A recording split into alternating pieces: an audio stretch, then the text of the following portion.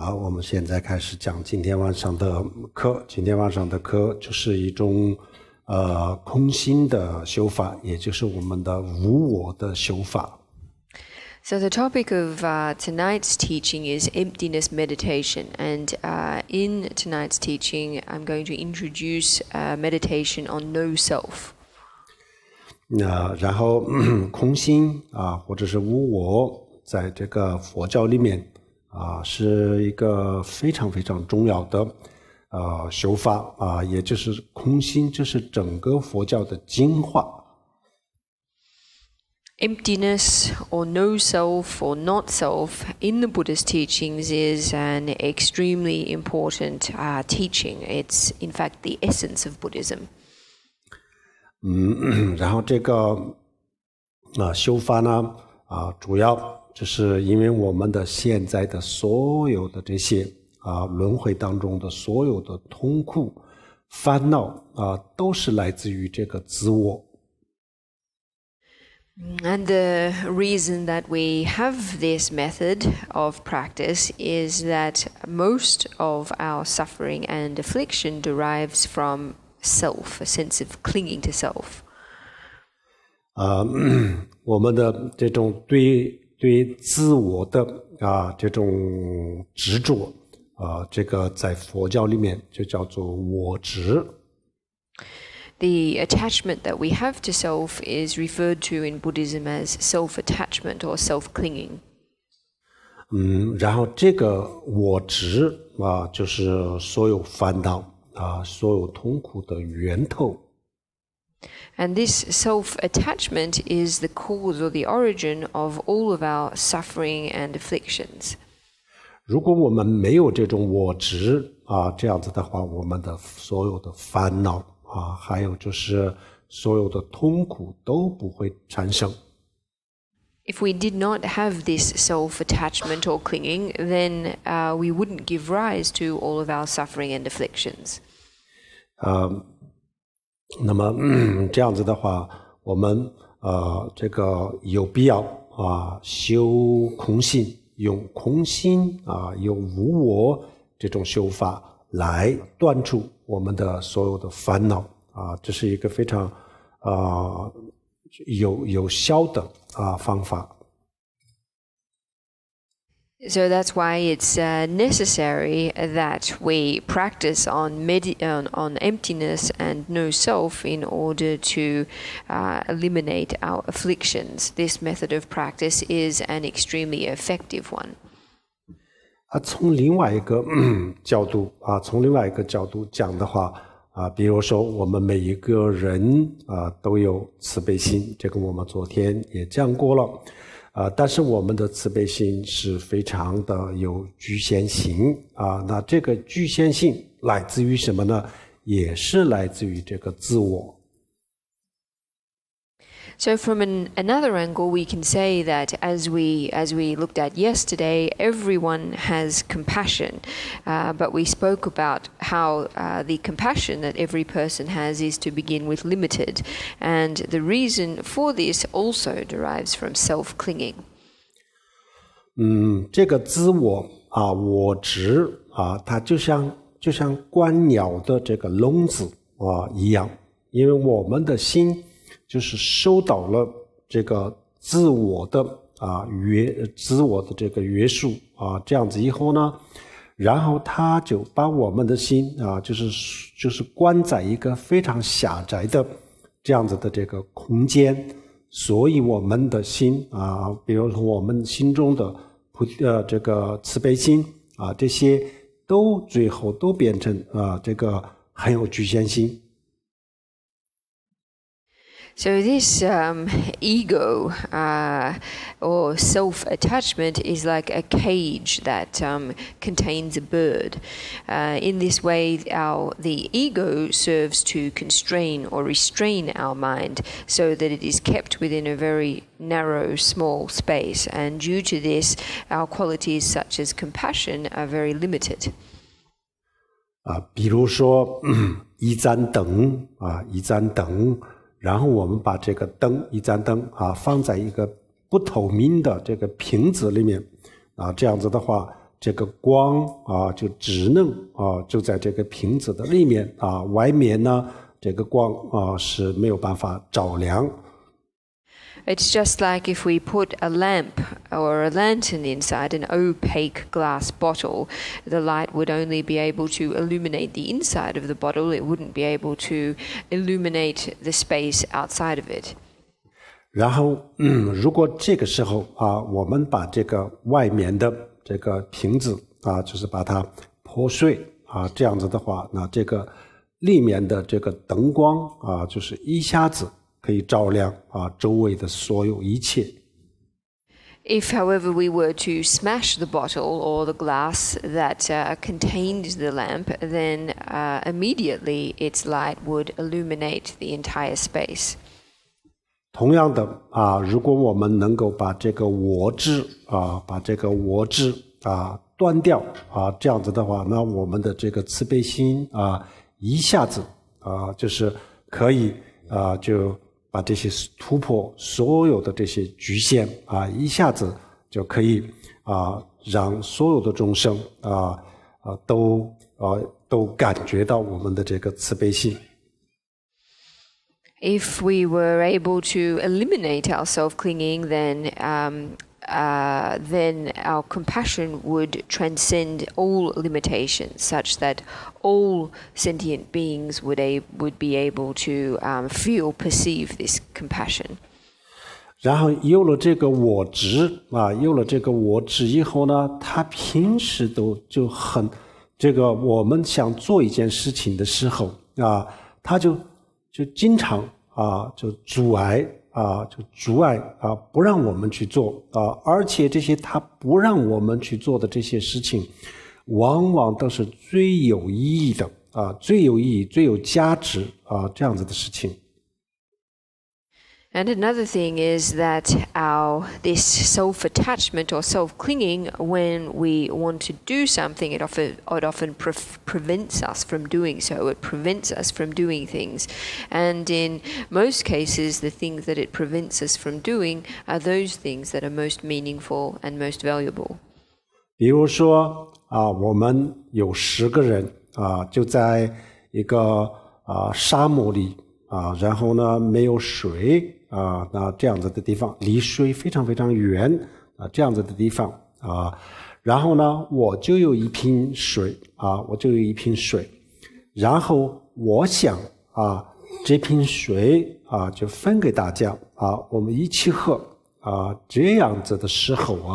我们的我执就出来，他就站出来说这个不能给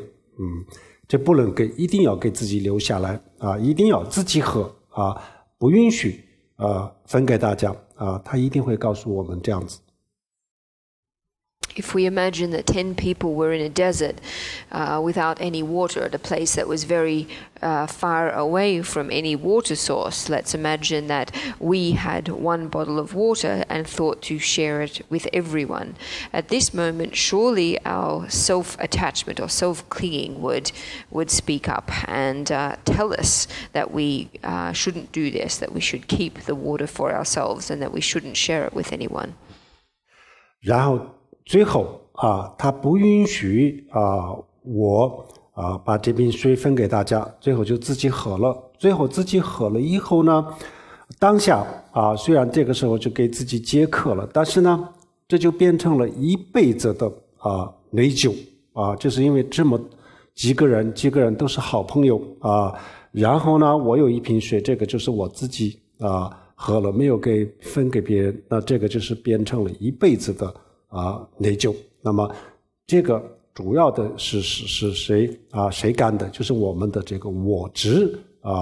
干的就是这样子很多很多的事情都是最有意义的这些事情，他就阻碍，他就不让我们去做。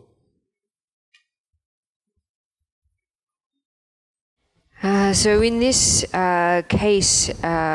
due to self-attachment, we drink the bottle of water ourselves. Our self-attachment, our self-clinging doesn't allow us to share it with anyone. And despite the fact that we quench our thirst this way, the fact that we didn't share the water with others turns into a lifelong regret, because the other people we were with were all good friends and we didn't share this water with them. So this is the result of self-clinging. It was self-clinging or self-attachment that caused us to behave in this way, and this is often the case with many situations in life. Often the most meaningful kinds of actions and undertakings, our self-clinging prevents us from doing.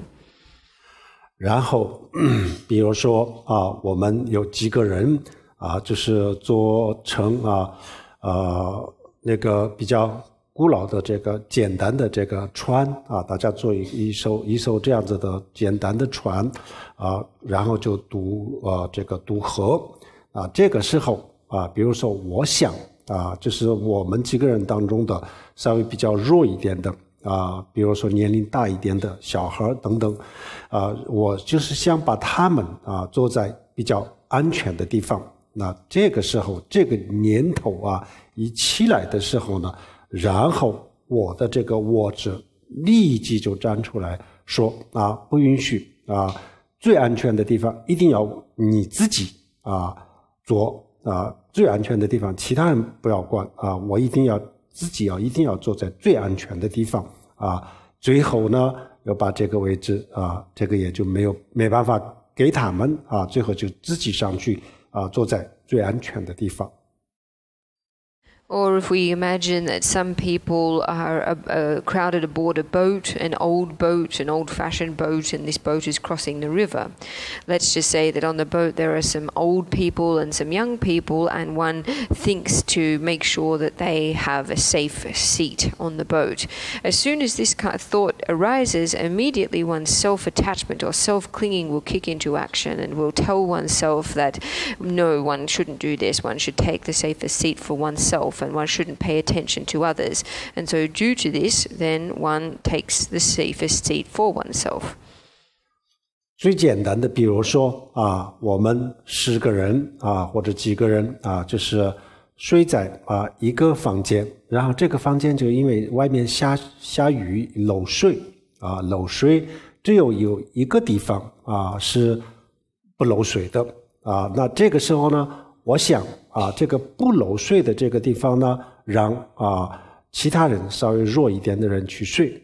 我就睡在这个漏水的地方没关系我可以但是这个时候由我们的这个我执出来站起来说这个地方这个不能让给别人这个地方一定要我自己睡其他人让他们到这漏水的地方去睡这地方一定要我自己睡最后呢这个事情有做不成。Or perhaps the simplest example is 10 people in a room, it's raining outside, it's leaking everywhere in the room except for one place. There's only one dry place. And let's just say that as soon as the thought arises to let the weaker members of the party sleep in the dry place, one's self-clinging or self-attachment immediately says, no, you can't do this, you should take this dry place for yourself and let the others sleep in the wet places. 还有就是我们前几天讲的比如说有人说我们长得不帅不漂亮说我们长得丑这个时候呢然后我们马上就会生气其实这个我们前几天讲过比如说他说的是我们的肉体肉体他是无所谓他根本就不会生气的然后呢我们的意识呢他根本就没有说你的意识这个长得怎么样丑不丑他根本就没有讲但是呢这是我就生气了那这个生气的主要的原因是什么呢又是这个跟我这个我执有关系本来就是如果我们按理来讲他说的是肉体但是肉体他不会生气的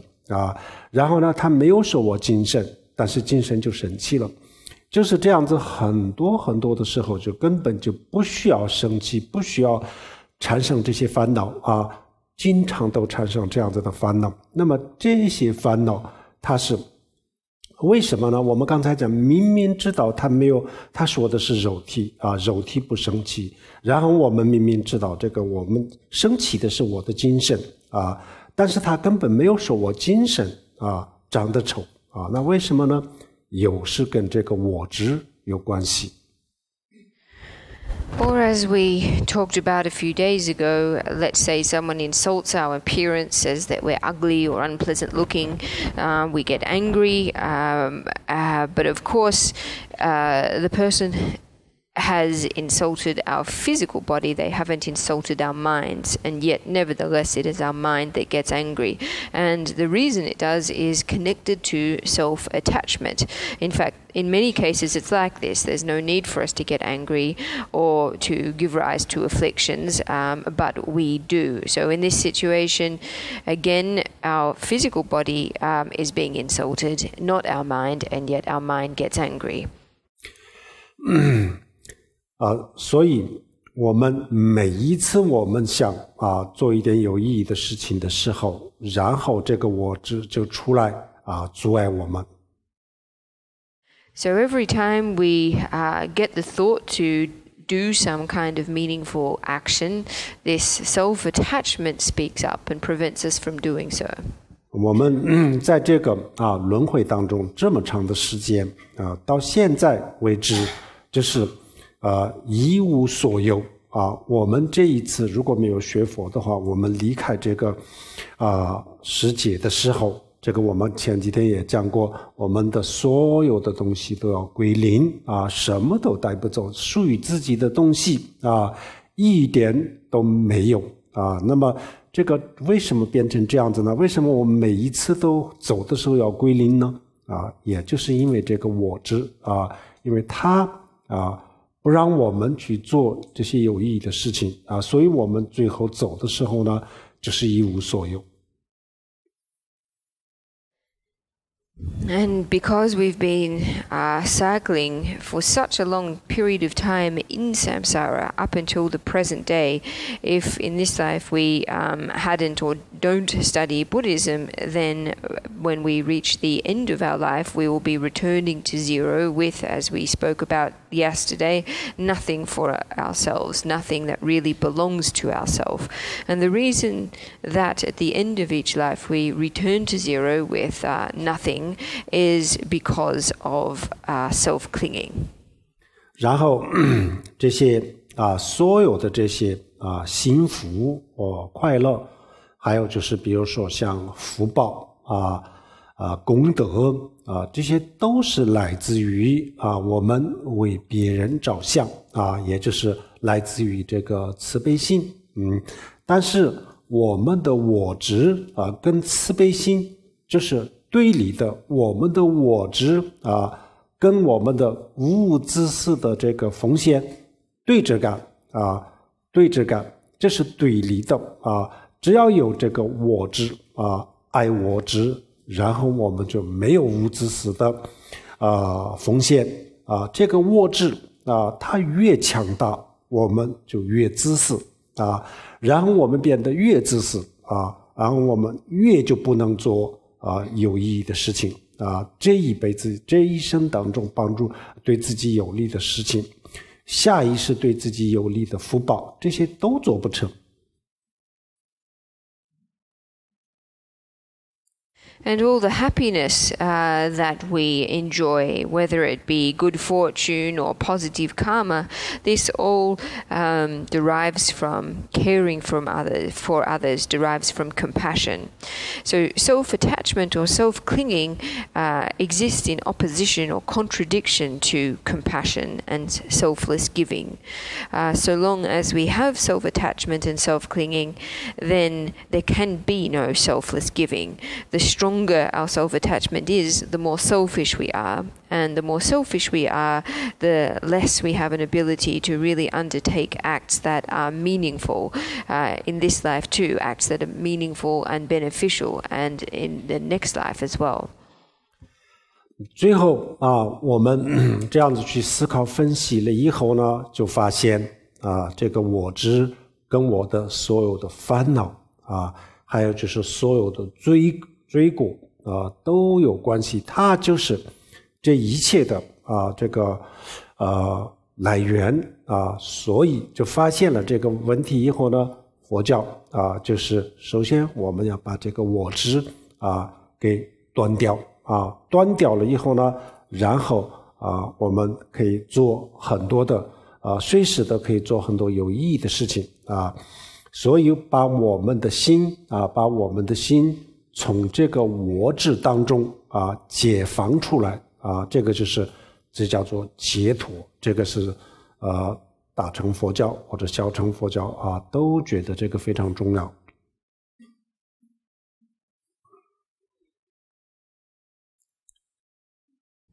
So if we contemplate this carefully, we can recognize that self-clinging is the root of all of our afflictions and negative karmic actions, that it is the origin of all of these. Once we discover this, then it becomes necessary. Buddhism urges us to eliminate our self-attachment, and after we have done this, it will then be possible for us to do all kinds of meaningful actions. So this free the mind from self-clinging is what is referred to in Buddhism as liberation. This is regarded as extremely important in the Mahayana and the Buddhist teachings in general. 然后我们就是对我们的这个身体和我们的精神的这个组合了以后呢，最后就变成了人。那我们对这个人的这种态度过去呢，我们一直把它当作是自我我们认为它是我。然后呢，那现在就是有换一个角度去思考，它到底是不是我除了这个肉体跟精神，还有没有一个自我的存在这样子开始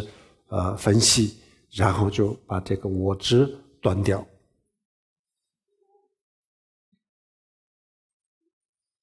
So it's through a composition of a physical body and a mind that we have a human. But what we need to do now is, and the attitude that we have had in the past is that these two things together is our self. What we need to do now, though, is to try to change a perspective and to ask ourselves, is this really me? Beyond my body and mind, is there something that is really me, myself? And in analyzing, investigating in this way, we need to eliminate our self-clinging. 然后我们就把这个我执断掉了以后呢一样的可以生活一样的可以工作，但是我们可以做更多的最有意义的事情。And when we've eliminated self-clinging, we still can continue to live our lives, do our work. However, we will be able to do more meaningful things. 从我们的心中就把这个我执就驱除把它赶出去但是实际上我们这个生活工作以及就是修心上面把这个我执驱出去了以后呢，不缺乏任何东西没有缺少任何的东西，就可以没有它以后呢，对我们没有任何的损失。In removing self-clinging from our mind, then we continue to live our lives, we continue to do our work, notwithstanding or even though we have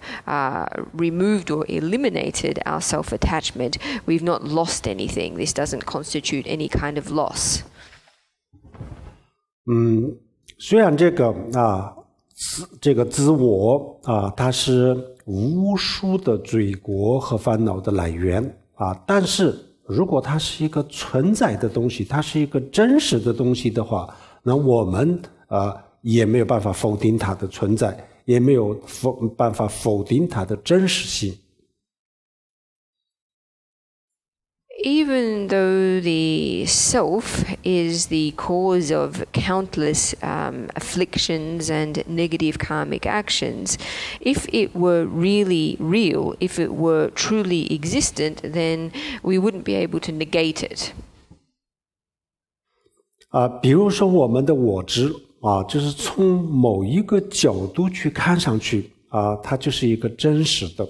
它就是一个真实的这个存在的。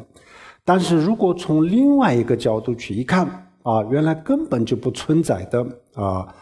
东西，它就是根本就不是一个真实的东西。那这样子的话，我们应该换一个这个角度去看它。So from one perspective, we can say that our self does really exist. However, from another perspective, we can say that it does not really exist at all. So really what we need to do is to change a perspective or change the perspective that we look on the self from. 那么我们现在就是要有一个非常这个准确的一个这样子的逻辑去观察它是不是存在，它是不是真实存在的。So what we need to do is to apply a very correct manner of reasoning to test whether or not the self is truly existent. 首先我们要知道这个佛教讲的空性和无我是不是所有的佛教徒都要去修或者是不是任何一个时候都需要用它来解决我们的烦恼不是这样子，不是所有人要去修想修可以修然后呢也不是所有的烦恼都用这个方法来解决当然这个方法是可以解决所有烦恼的根但如果我们暂时不想断除它的根，只是想暂时控制一下，临时控制一下的话，那就用不上这个空性可以不用，可以不需要用这么深的东西。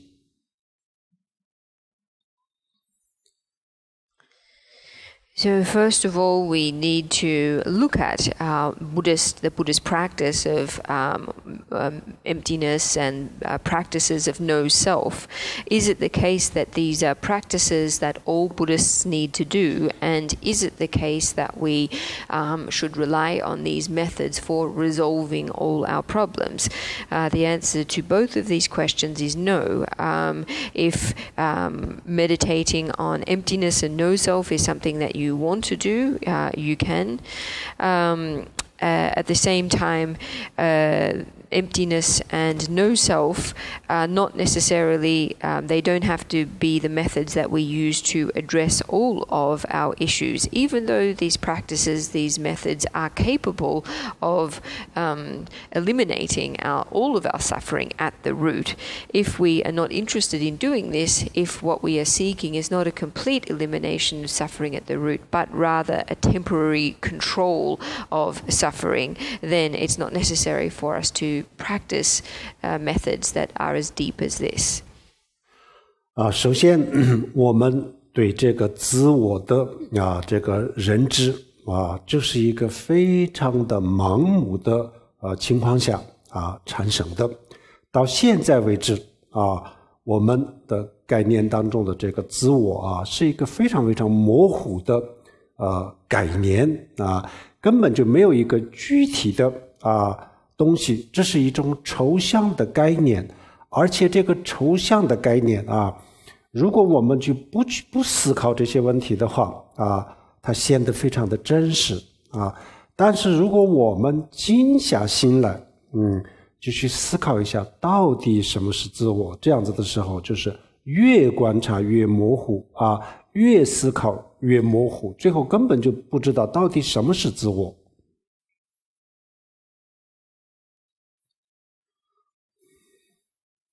Our understanding of what the self is a relatively blind understanding. Up until the present time, our understanding or conceptualization of self is very blurry and imprecise. In fact, our notion of self is a very abstract one. If we don't contemplate it, it seems to exist, it seems real. However, if we think about it more deeply, if we contemplate it, then in fact this concept of self becomes even more blurry and unclear until we finally end up wondering, what is this self? 大家要动动脑筋去思考一下，这个是一个非常有意义的事情而且对我们来说是一个非常重要的事情这个就除了佛以外，科学家、哲学家，任何一个人都没有发现这个问题那这个问题呢我们现在自己去通过这个佛的这种思维的方式去思考的时候，立即就会发现非常的容易，一点都不模糊原来这是真的是它是一个抽象的概念，根本就这个所谓的自我根本不是一个具体的东西，没有一个具体东西，我们很容易一下子就会发现所以这个是一个对我们的生命当中就是一个非常有意义的事情，因为这个是对自我的认知我们对外面的物质很多东西都是很了解但是我们对自我的这种概念是非常模糊，不知道自己是什么，所以这个一观察的话就我们立即就会发现它的真相。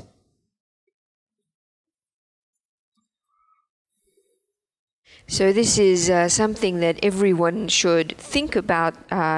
deeply for themselves, and by doing so, you'll inevitably and very quickly discover that in fact this concept of self is extremely abstract. To think about this is something that's very important for all of us. This question is something that, aside from the Buddha, scientists, philosophers, they didn't discover.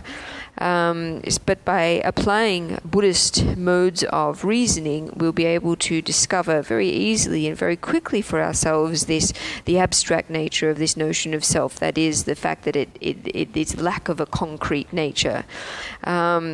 Usually we have a very good understanding about external things, material things, but no understanding really about this question. So, however, by thinking about it, by applying some reasoning, we will immediately and easily discover the truth. 这个问题我们就很容易发现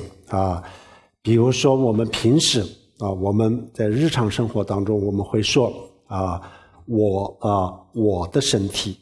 然后就是我的头、我的手、我的腿、我的大脑，然后就我的心脏等等等等，这样子我们身上的里里外外的东西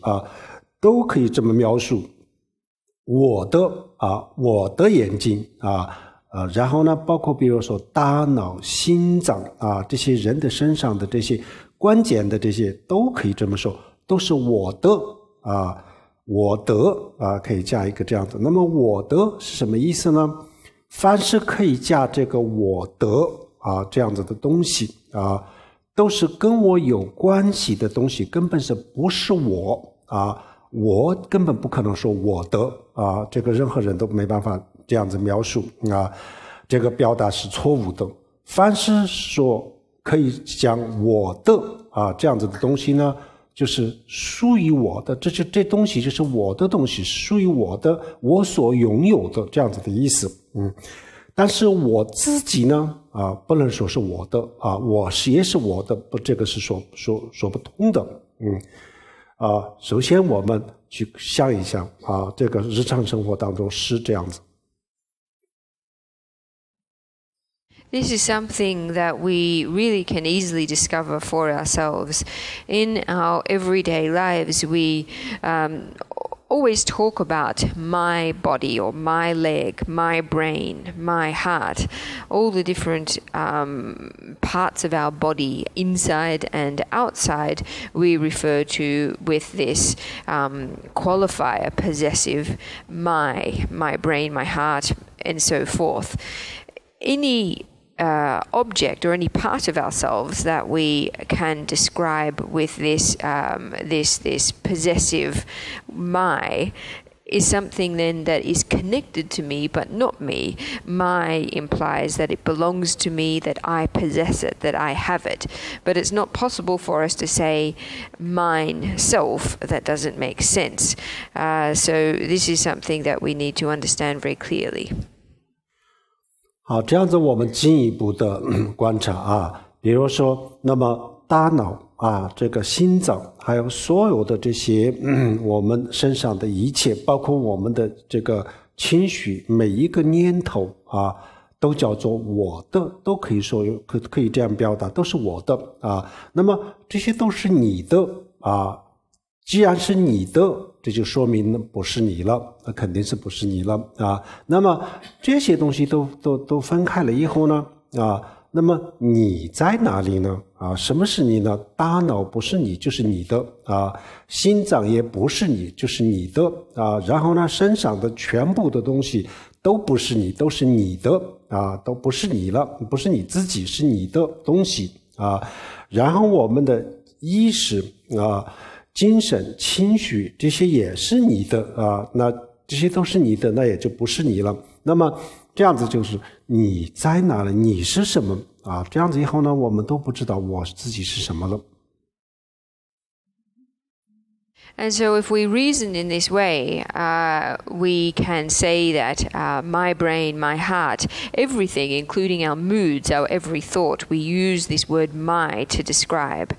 And if we do so, if it belongs to us, then it can't be us. If it is mine, then it cannot be me. Because when we separate all of these things out, then where am I ultimately? Where are you ultimately? If you're not your brain, if you're not your heart, then what are you? So we use this word my to describe all the various parts of our body. We talk about my mind, my consciousness, my emotions. If all of these things belong to me but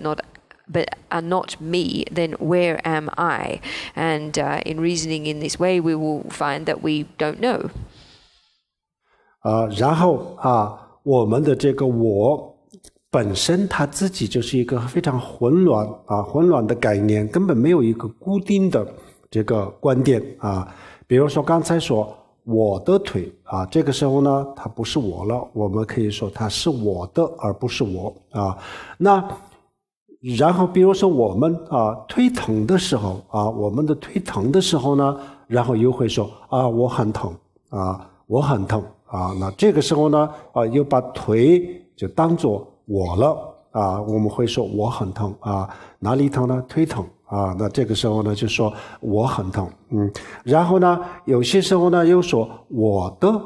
腿啊，那这个时候呢又不是我了啊，然后腿疼的时候呢说我疼啊，那个时候呢又变成这个我的这个呢又变成了我了啊，有些时候呢这个我又变成了我的啊，那到底是你的还是你呢？这个没有一个这个没有一个这样子的固定的啊，这就是一个非常模糊混乱的抽象，就是一个抽象啊，所谓的我就是一种抽象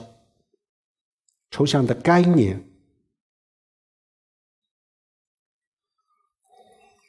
So this notion of me, or this notion of self, is one that is very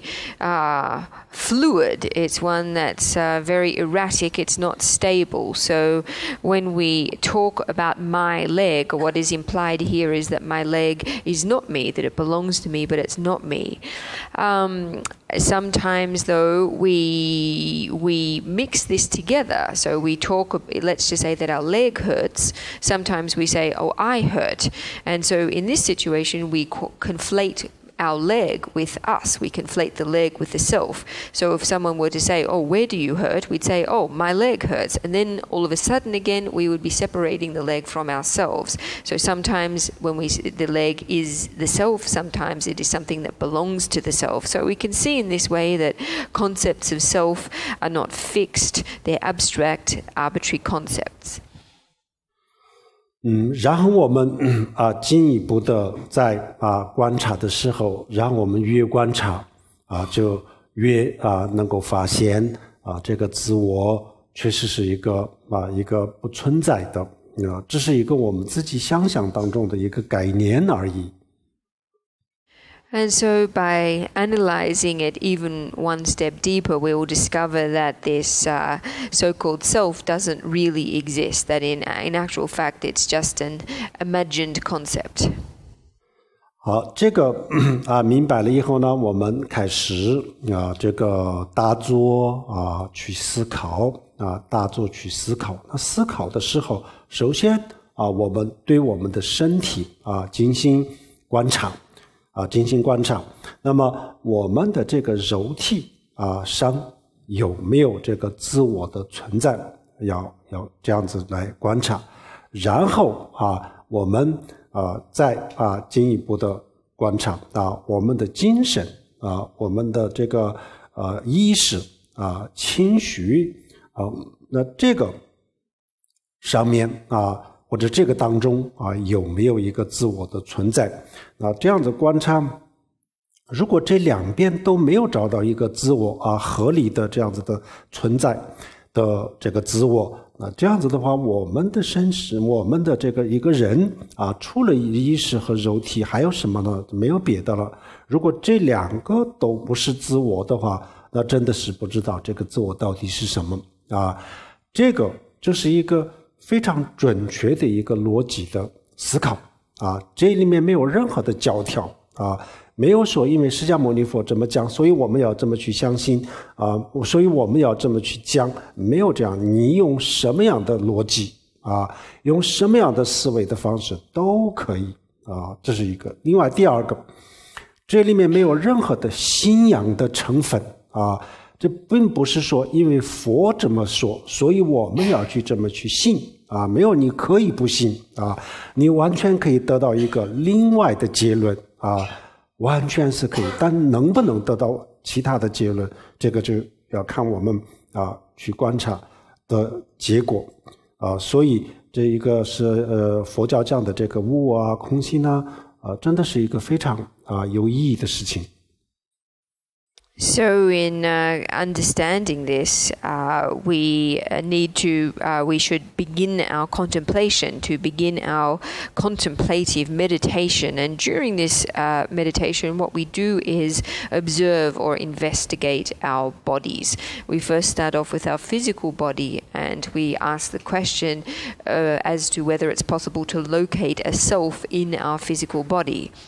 Then we move on to our minds, our consciousnesses, our emotions, and so on, and ask whether or not it's possible to locate a self amidst these. And if through our investigation we are unable to locate a self, a legitimately existing self in our physical bodies or in our minds, then we have to ask, well, besides the mind and body, then what else are we? If neither of these are self, then what is the self? Where is the self?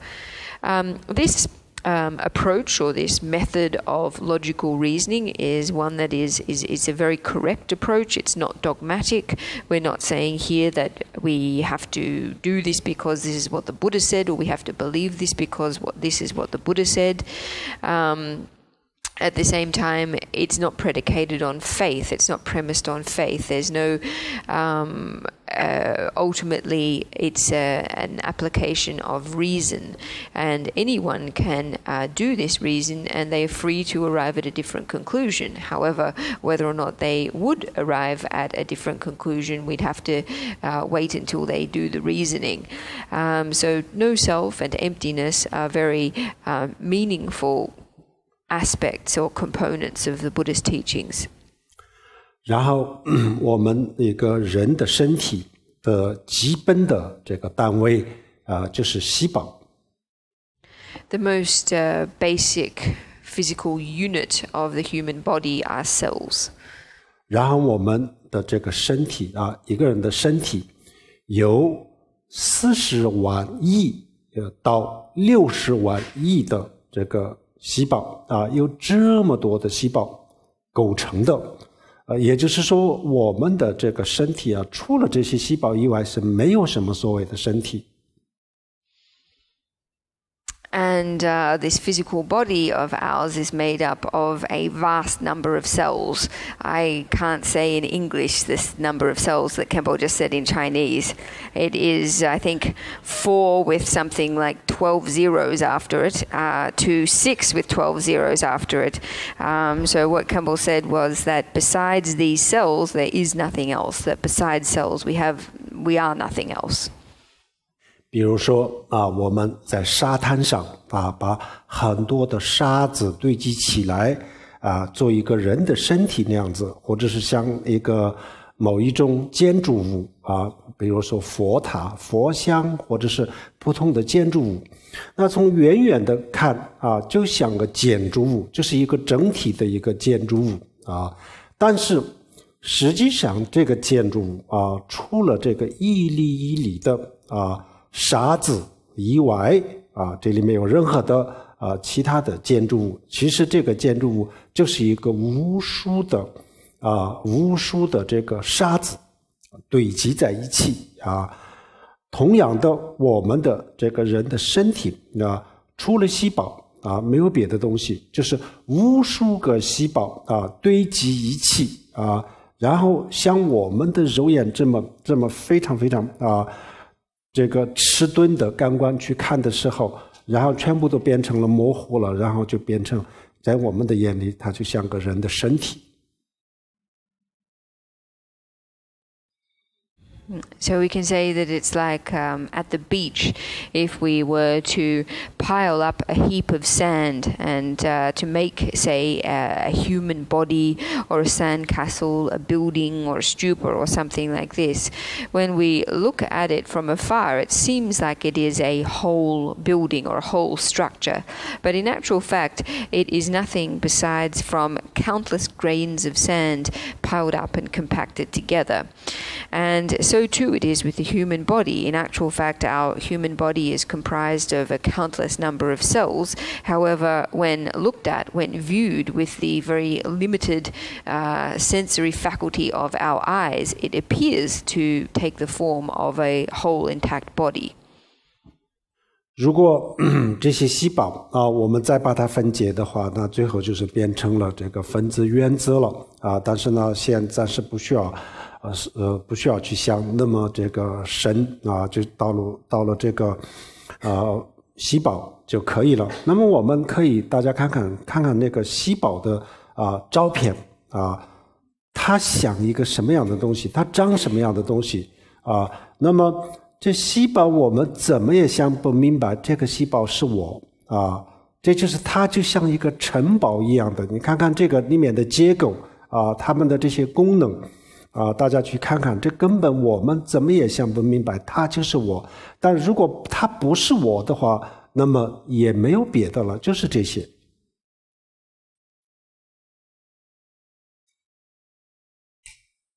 Of course, if we were to divide cells down even further, we'd get atoms and molecules, but it's not necessary for us to go that far. We can just keep with the level of cells. Let's just say that we were to look at a photo of cells, to take a look what they looked like. We would never think, looking at a picture of a cell or a picture of cells, that this is us. Looking at the structure of cells and understanding their function, never do we think that these cells are us.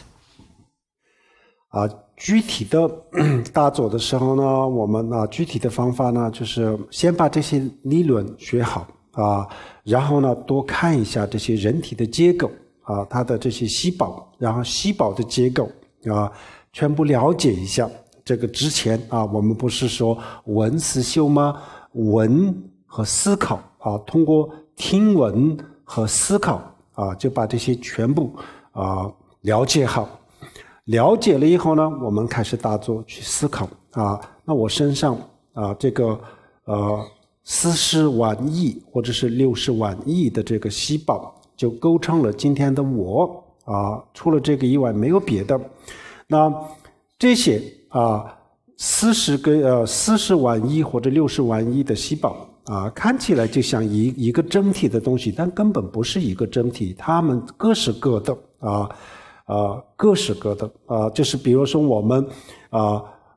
10万个人聚在一起那么这个就叫做人群人群，但实际上都是个体的，这里没有一个叫群体这样的，群体就是一种抽象的概念啊，实际上真实存在的具体的就是生命的这个个体啊，同样的身体啊，就是一种这个抽象的观念，然后具体的应该说是这个细胞啊，当然如果细胞再分析的话，细胞也不是真实的，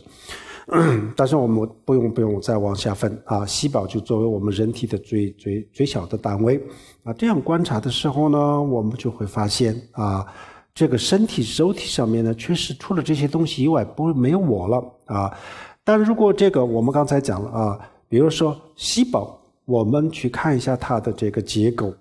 这个是不是我呢？这个我刚才讲过，根本是不可能的。如果让我们知道如果让我们去想这个图片上的这个细胞是我，那我们永远都没办法接受那这些都不接受了，那么你的我在哪里然后我们也找不出来，说不出来。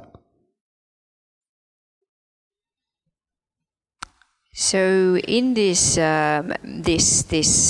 analytical contemplation, what we first need to do is to understand the theory behind it. So we need to get a good understanding of the physical structure of the body, and particularly cells and their structure. So when we talk about listening, contemplating, and meditating, the first of these things, listening and contemplating, we need to get an understanding of these things, and then we actually need to sit down and contemplate it. If, I'm going to say for convenience, 40 to 60 trillion cells comprise our current body, then what are we aside from these cells? Even though it seems as if we are a whole, in actual fact we're made up of nothing more than trillions of individual separate cells. It's just the same logic as 100,000 people together are referred to as a crowd, but in actual fact a crowd is an abstract concept. There's no crowd, there's only a collection of individuals. So it's the same with the body too. The idea of a whole body is an abstract concept. So cells, if we take cells as the smallest unit of our physical body, we can recognize that besides these cells that make us up, there is nothing else. We are nothing else other than these cells. And yet, when we look at the cells, we look at their structure, we look at their shape, we look what they look like, it's very difficult. We can never believe that this is me. We can never accept this. So if this is the case, if these cells are not me, then where am I?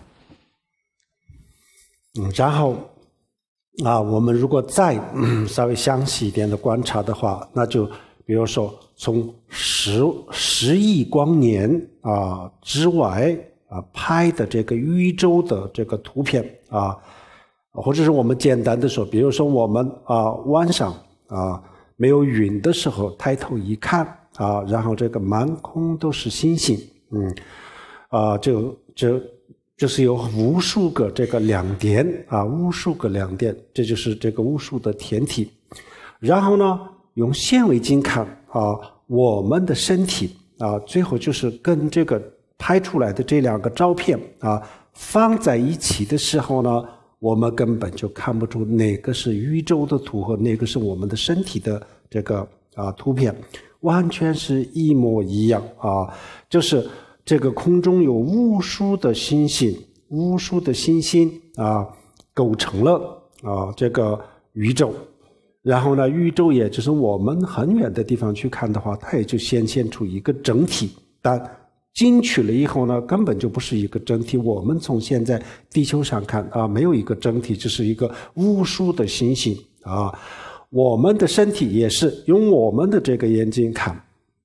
它就是一个整体的东西但是它不是一个整体的东西用显微镜看根本不是一个整体的东西。显微镜它拍的很小很小的一个这个照片，很细微的照片，跟我们刚才讲的这个我们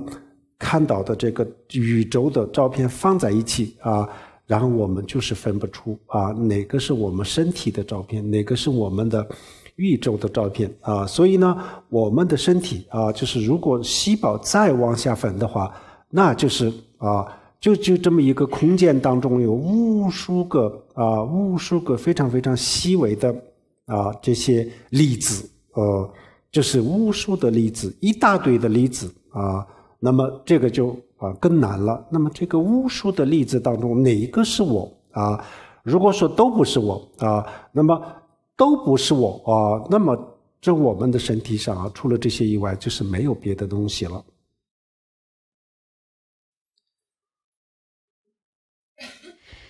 And if we take the example of the nighttime sky, the sky on a very clear night when there are countless stars across the sky. If we were to take a picture of the sky like this and then were to compare it to a picture that was made by a high-powered microscope of our bodies, then it would be very difficult to discern which was a picture of the universe or a picture of the stars at night and which was a picture of our body. In fact, they would look exactly the same. With our body, it is the case that it appears to be whole, it appears to be one thing. However, when we look at it under the microscope, it is not. It's just made up of countless microparticles. And so if we were to divide cells even further into even smaller units, then all we would have with our bodies, all our bodies would be countless numbers of microparticles suspended in space. And at this stage, it would be even more difficult for us to answer the question, which of these particles is me? What if none of these particles of me? And so by thinking in this way, we will find it very difficult to answer this question. 比如说我们到超市去卖一袋大米然后这些大米装在一个这个口袋里，我们从口袋的外面看就是一袋米，就是它就好像是一个整体的东西但是呢拆开了以后一看这里没有一个整体，就是无数的一粒一粒的大米除了这个一粒一粒的大米以外呢，没有一个整体的那我们的身体呢完全是这样子And it's the same if we were to go to a supermarket and buy a bag of rice. It would appear that we have bought one bag of rice and that this is a whole, but actually when we open it, we find that it is not one whole unit, but rather it is countless grains of rice. And it's exactly the same with our physical bodies too. 好，我们现在大家感受一下大作思考一下首先我们可以比如说把自己的这个右手比如说我们的身体的右手然后就看它是观察它是无数个细胞无数个细胞然后呢左手再去观察左手也是无数个细胞然后呢右腿左腿然后就整个身体里里外外这样去观察无数个这个细胞如果再往下的话那是有无数个这个电子在转在扰动这个原子核这是一个这样子的东西那如果不这么深入的去思考的话我们的这个身体全部的身体是无数的细胞这个是肯定的我们的眼睛虽然看不见这是真实的显微镜虽然是看不到很小很小的粒子但是呢细胞是完全是可以看得到的然后这个除了这些东西以外我们没有这个没有别的东西那我们去深入的去思考一下到底这些细胞无数个细胞里面哪一个是我如果这一个一个我们认为都不是我的话那平时我特别特别执着的我特别执着的这个我那应该是在什么地方这个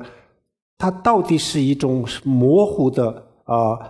这种概念，还是一个具体的东西这样子我们去思考一下我们用5分钟的时间来思考。So we're going to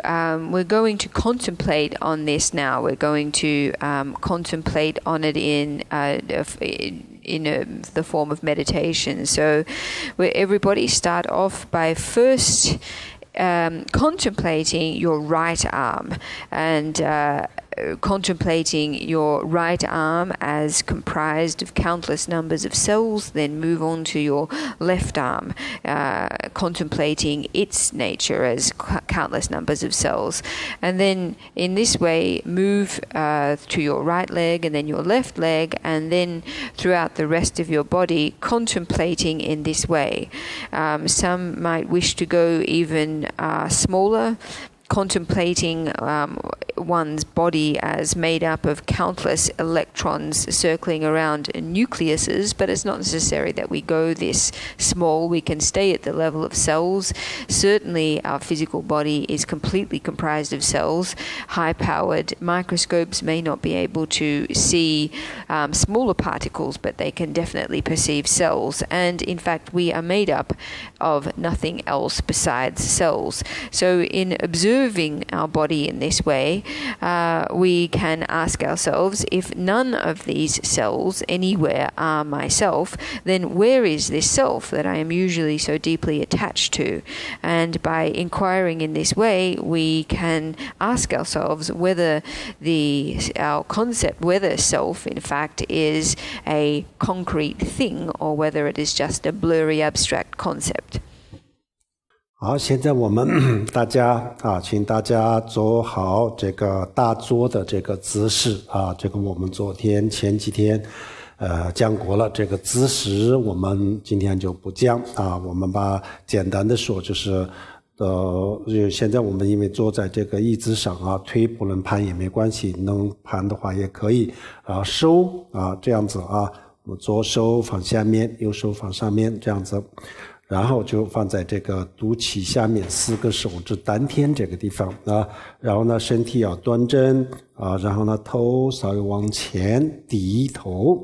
然后呢眼睛就往下面看往前看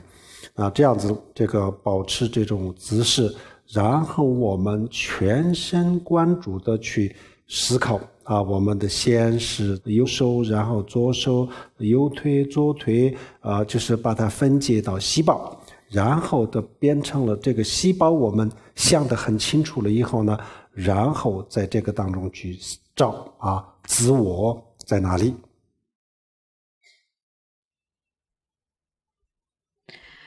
So everyone, please adopt the meditation postures that we talked about yesterday and the day before. Take your seats. It's not necessary to sit cross-legged, although you can if you want. Please put your hands in the meditation mudra and place your hands 4 fingers below your navel. Sit upright. And have your gaze lowered and maintain this posture. And with this posture, maintaining this posture, we now bring our contemplation into focus on our body and the different parts of our body, and then finally to the cells that comprise our body. And by observing our body in this way, we should seek to locate where is our self. 好，我们现在开始用5分钟的时间去观察，请大家静下心，全神贯注的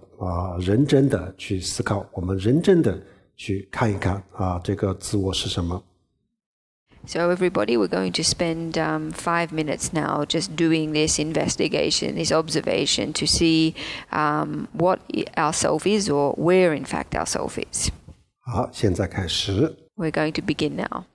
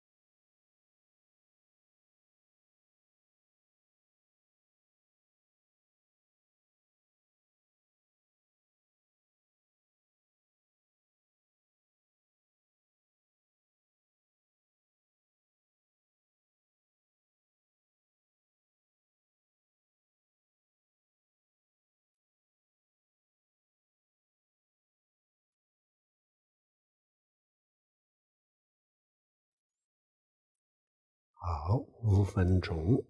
And that's 5 minutes.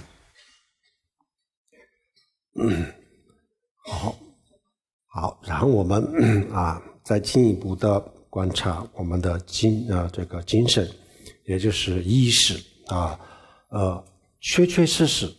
我们除了肉体跟这个意识肉体是我们的阴间的部分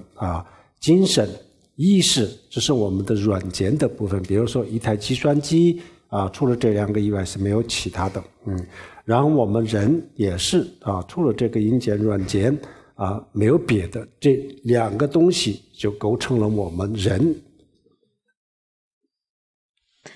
As for our minds, our consciousnesses, these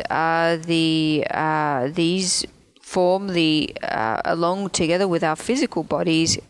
comprise us as humans, just as a computer is made up of a hardware and a software component, so too are we as humans. Our physical bodies are our hardware and our consciousness is our software. It's these 2 aspects or these 2 components that comprise us as human beings. 好，现在我们也要观察一下我们的意识。平时我们很多人就觉得这个身体呢我们大家都知道人死了以后呢就回归尘土变成了这个尘土，就不是自我但是我们很多人想这个人的意识人的精神应该是自我这样子，但是意识也是一模一样的，这个就意识呢更加的玄为什么呢？就是物质的话，至少我们看得见摸得着我们的很多的感官都感受得到，但是我们的意识呢，我们的感官都感觉不到，它只有意识它自己感觉得到它的存在。所以这个就更玄。现在我们观察意识这个上面有没有一个自我的存在这个我们开始观察的时候呢，大家要站在一个客观公正这样子的这个角度去思考首先我们不要有立场，不要有任何的立场，不要有任何的成见我们通过这个观察最后得到的结论是什么就是什么客观公正的去观察。如果我们得到了这个自我的存在那就这个自我就存在了。如果没有得到或者是我们发现它不存在的，那么它就是不存在了。所以呢，我们不要开始的时候就不要有成见然后呢，最后得到的结论是什么就是什么这样子去观察这个意识，我们的意识。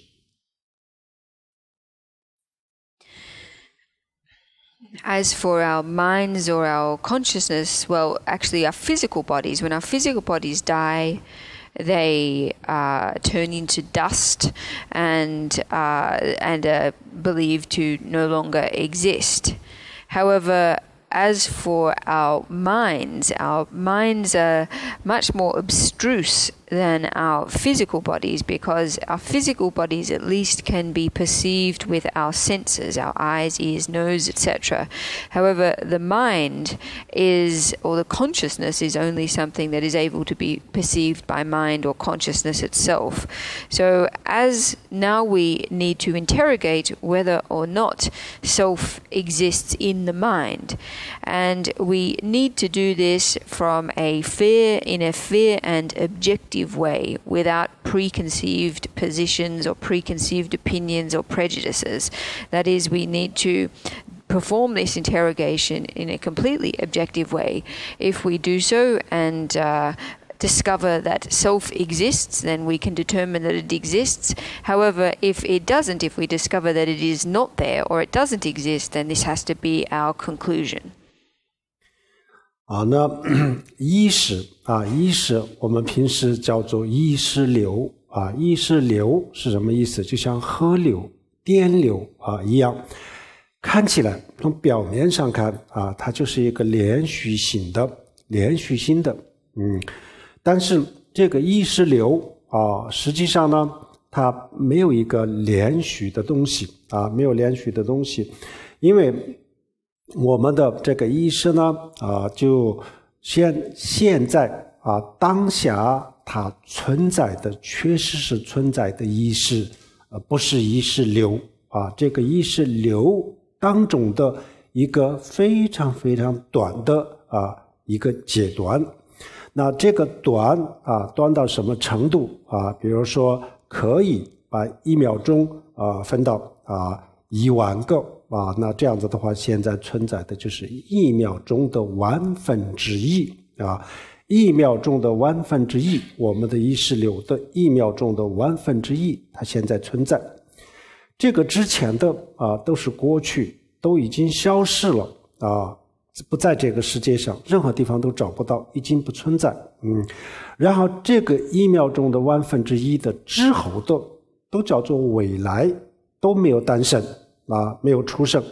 没有出现没有出现等于就是根本就不存在，它将来会出现，但是呢，现在站在现在的这个角度去思考，那它也是不存在的。那么唯一存在的唯一存在的就是这个1秒钟的1/1000然后它的这个生和灭的时间很快，这个速度很快，我们看起来就像一个连续的东西，但是这里没有连续的东西。So when we talk about the mind, we often talk about the mind stream, this idea of a stream, or a current, an electric current or a river current. Even though it appears on the surface, however, that our mind is a continuum or a stream, in actual fact it isn't. That is the only sense in which our mind exists is in this very moment, in this very moment. And this is an extremely short fraction of time. In fact, it is so short that we can divide the period of time for which the mind truly exists into 1/10,000th of a minute. This is the fraction of time that the mind is truly existent for. Everything prior to this present 10,000th of a minute has already passed, therefore it belongs to the past. Everything that will occur subsequent to this current 10,000th of a minute has not yet occurred, it has not yet arisen, and so it belongs to the future. So the only sense in which mind exists is now, in the current moment, in the current 1/10,000th of a minute. So this is this arising and ceasing of mind is extremely rapid. 简单的说我们的万事万物都跟这个时间有关系也就是说，时间就是我们的万事万物的变化的过程除了这个变化过程以外呢，也没有时间这两个实际上就是用我们的意识把物质的变化和时间分开，我们的意识可以这么去想，但是实际上这物质的变化以外就是没有时间。那凡是跟时间有关系的这些万事万物，它的存在的方式都是这样子。比如说我们今天这个时间24小时我们当作现在那么这样子的话，明天以后的都叫做未来昨天以前的都叫做过去那么今天的这个24小时当作现在，那么它是存在的今天是存在的。然后呢，昨天因为它是过去，过去的东西去哪儿呢它是不存在，它已经消失了，它发生了，它曾经发生过，但是呢它现在已经不存在现在已经消失了，它不在任何地方，它已经消失了。然后未来明天以后就叫做未来。那么未来它在哪里呢当然明天这个未来就变成现在了这个时候它是存在了。但是我们从今天的这个角度去思考那未来在哪里呢？不存在不存在，它会发生，以后会发生，但是现在它不存在明天的我在哪里不存在就是这样子，它就是一个那明天不存在，只有现在当下才是存在的这样的这个时间的概念，过去、未来、现在，这个我们大家都比较容易理解了。好，现在我们把这个就缩小到这个1秒钟的1/1000以后呢，然后这个1秒钟的1/1000是当下，是现在，它是存在了。那么之前的都是这个过去不存在了，之后的还没有发生，也不存在，就唯一就这么一点存在。但是它现在存在，但是第二刹那的时候，第二瞬间的时候，它又消失了然后又换了另外一个东西出来，所以这个叫做意识流意识流就是不断的更新，但是这个无数的这个生灭东西诞生了一个，又毁灭了一个，这个我们的肉眼看不见就这么一个看起来像是一个连续的东西，但这里根本没有一个连续的东西那这个就是我们的意识。那现在我们这个道理明白了以后呢，然后我们要去观察那这个无数的这个意识当中，哪一个是自我哪一个是自我，那就要去这么去思考。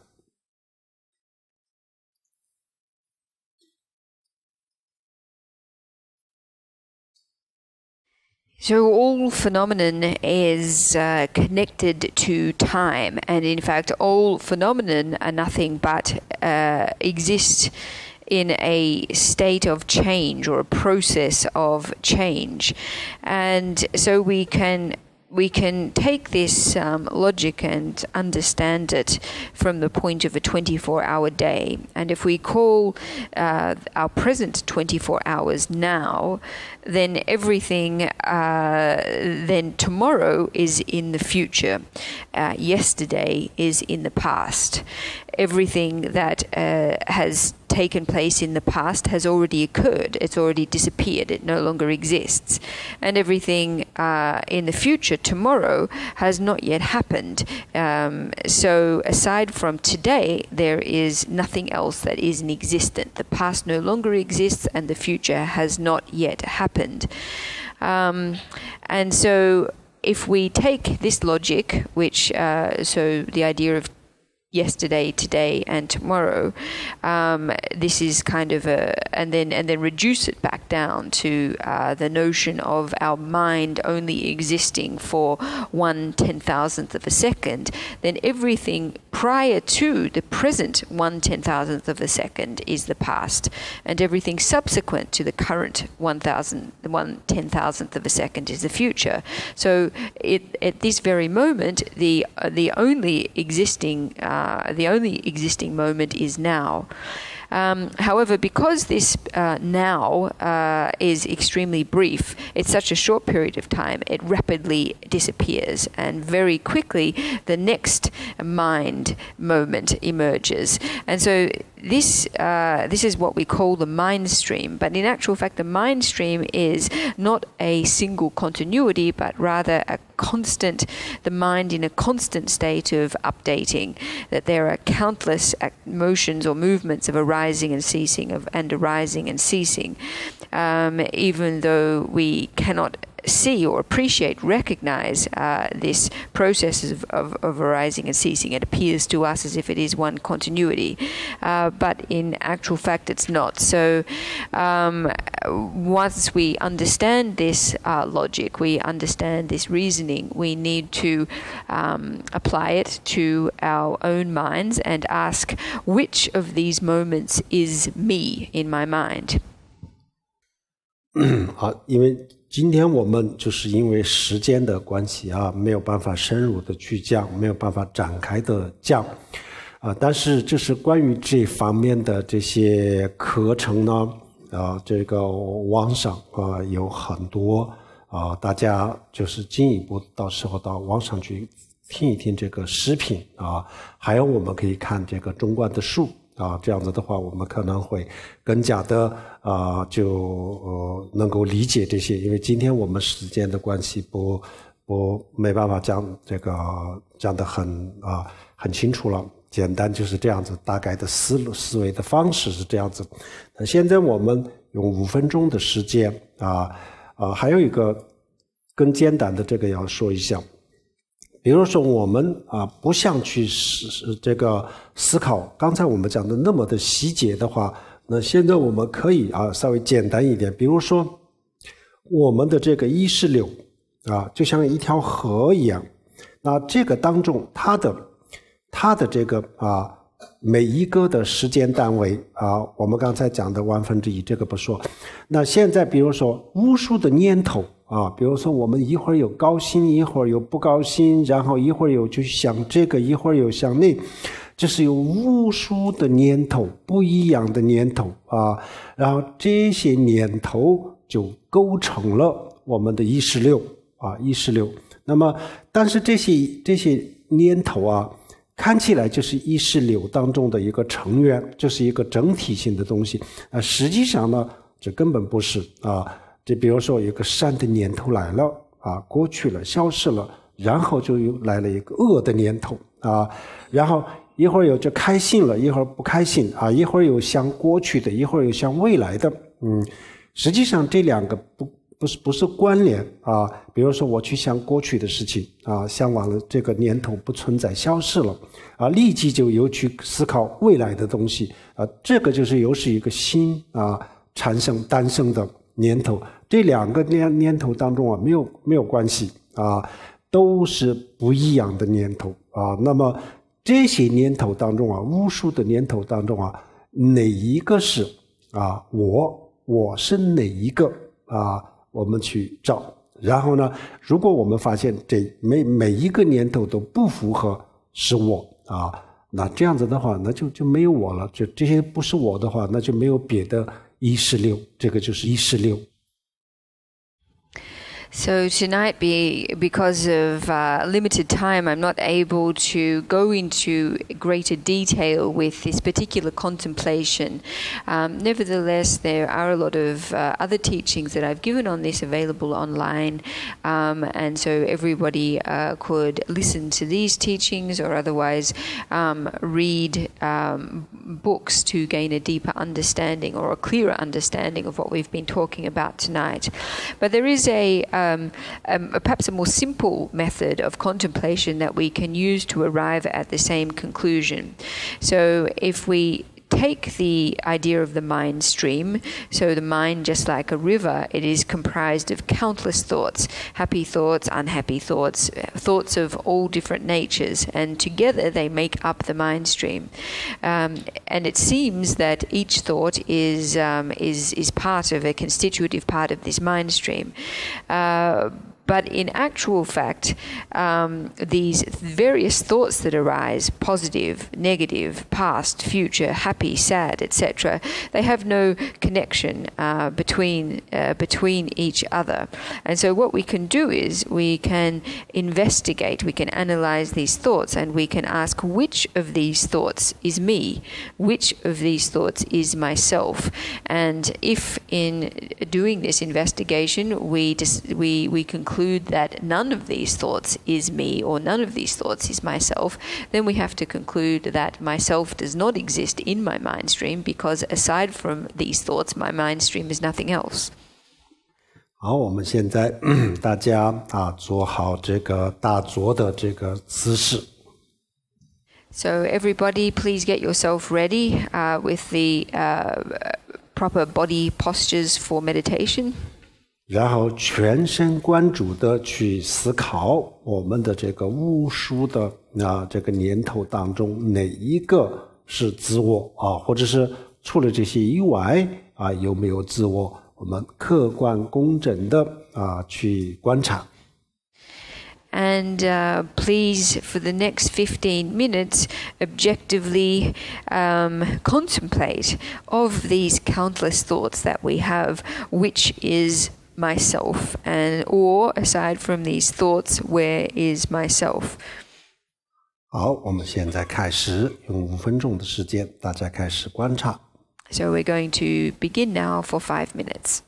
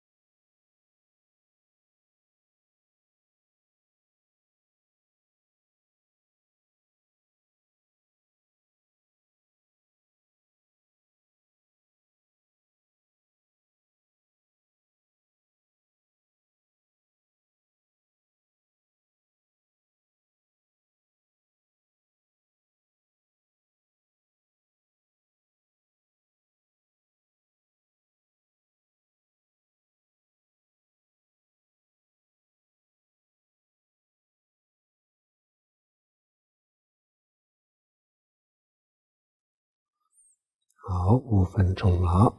That's 5 minutes. 好，我们今天就是简单的这样子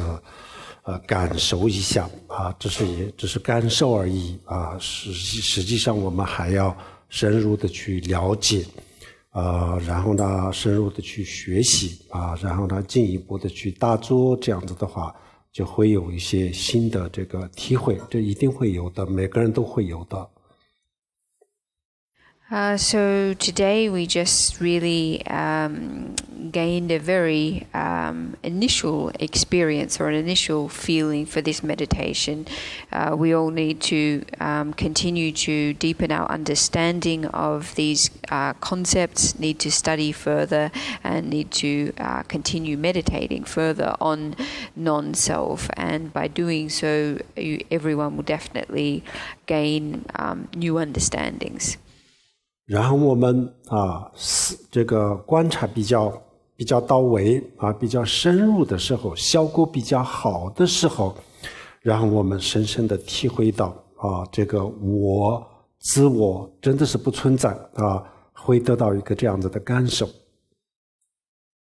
And when our contemplation or our investigation, our analysis reaches a relatively advanced point, then we will gain a very tangible feeling or tangible experience of the lack of self. 然后我们就是找到了一个这样子的感觉的时候那这个就是我们需要的结果，就是这个前面的我们的这种各种各样的这个思考思维这个是过程只是过程而已。那通过这个过程最后得到的结果结果就是我们深深的体会到自我不存在，而且这个不是告诉自己不是我们就是要去这么去想而是通过这个逻辑的观察，最后就是非常清楚的感觉到它的不存在那找到了这种感觉的时候，这个就是叫做无我。然后找到了这种感觉以后呢，然后我们就停留在这个感觉当中。开始的时候可能最多也就1分钟半分钟2分钟已经很不错这样子开始的时候就只能停留这么短但是没问题的，这个会越来越好的那么我们需要的就是这种无我的这种感觉而不是前面的这些思考。但是没有这些思考没有这些观察，就不会有这个结果。所以呢，前面的都是过程或者是方法后面的深深的体会到自我不存在，那就是得到了这个结果。如果我们一直都没有这种结果的话，那这个我们的思维还不行还没有对，反复的思考找到了这种感觉为止然后就停留在这个当中2分钟1分钟，如果是能够停留1分钟的话，那这个叫做我们修了1分钟的无我如果我们能够停留2分钟那么可以说我们修了2分钟的无我，2分钟的空心可以这么讲。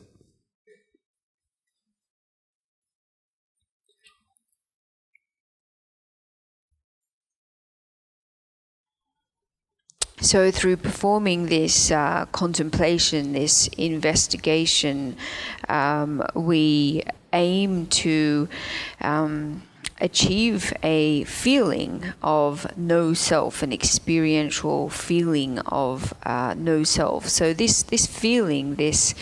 sense of no self is the result that we aim for through this meditation. The contemplation, the thinking, the investigation that we do throughout the meditation is the process. It's not the result. The result is the sense or the feeling of no self. And when we arrive at this feeling of a lack of real existence of self, then this is something that it's not convincing ourselves, it's not telling ourselves that this is the case. This is a true sense or feeling that we arrive at through doing this meditation. And when we have this feeling, when we have this sense, then we should abide in this state or in this feeling for 1 minute, or 2 minutes, even 30 seconds. To begin with, 1 minute is very good. Increasingly, we'll get longer in terms of the time we can abide in this state. So the aim of this meditation is this feeling of no self. It's not to contemplate. The contemplation is only a process. However, without the process, without the contemplation, then we don't arrive at this result.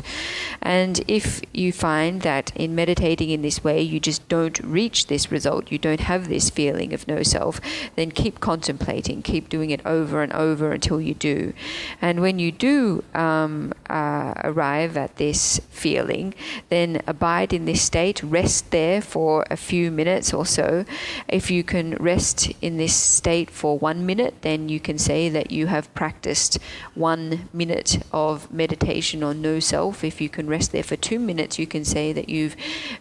meditated for 2 minutes on no self or on emptiness.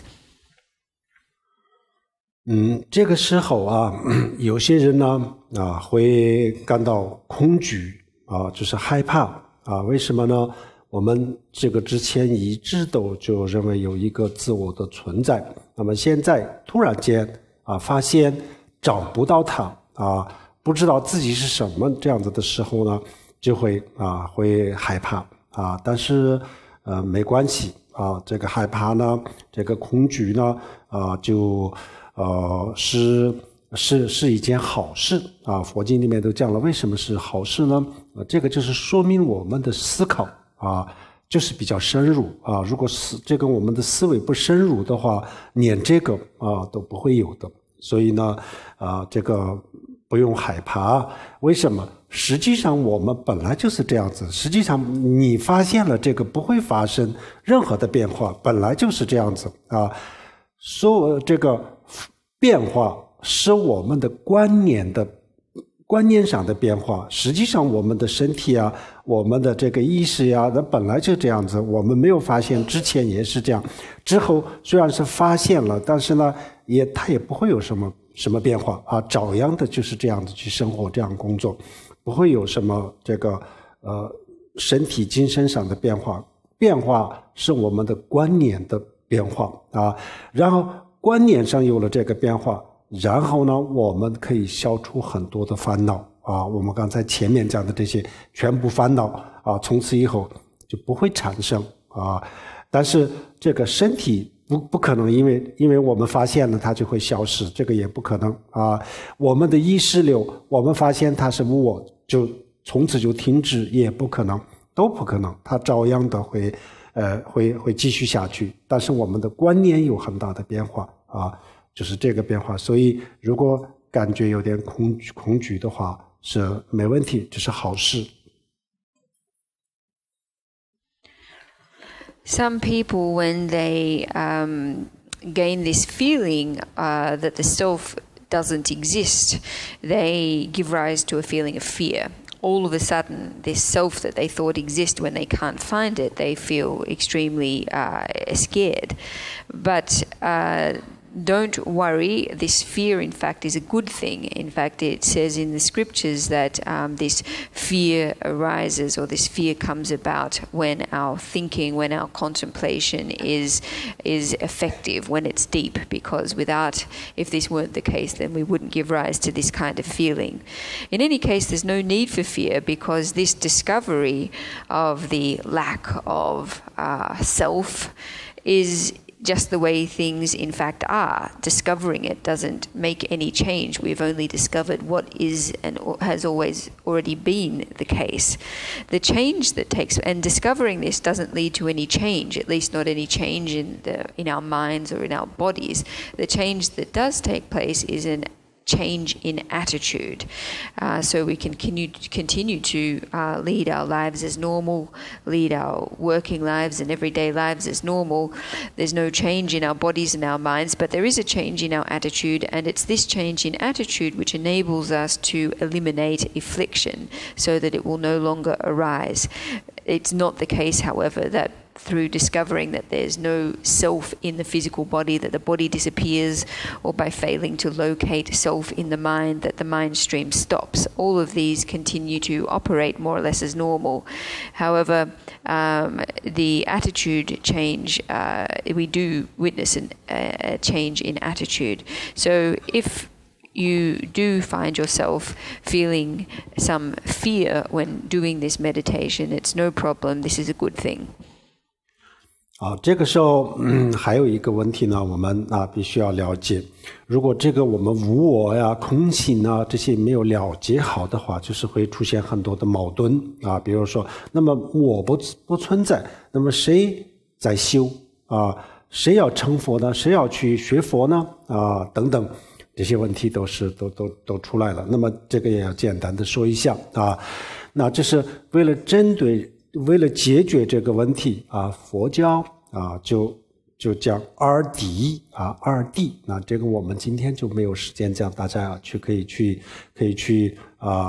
学习。简单的是我们前几天讲过了，比如说这朵花它本来是没有颜色实际上是没有颜色，但是我们的眼睛看是有颜色，这两个不矛盾我们知道了它是没有颜色但是呢，我们虽然是明白了，但是我们凡是用我们的眼睛看，它永远都是有颜色的但是我们的意识之前呢，对这个颜色很有执着，我们认为这朵花是有颜色那后来就知道不是它的颜色，而是我自己大脑里面的画面。这样子以后呢，我们的观念有所转变但是花只要用我的眼睛看，它永远都是这样子，没有什么变化观念有转变，就是这样子。所以我们在这个观察的时候，我们发现了它的真相，真相是没有自我的，不存在的然后呢，用我们的感官看的话，那当然了，我人在这里怎么可能不存在呢然后呢，现实生活当中人存在的那这两个是不矛盾。那么前者就是说无我是真相，它的真实情况就是这朵花没有颜色一样。然后有我的存在那它的现象不是它的真实的情况，就像这朵花在我们的眼里有颜色一样，这两个不矛盾的。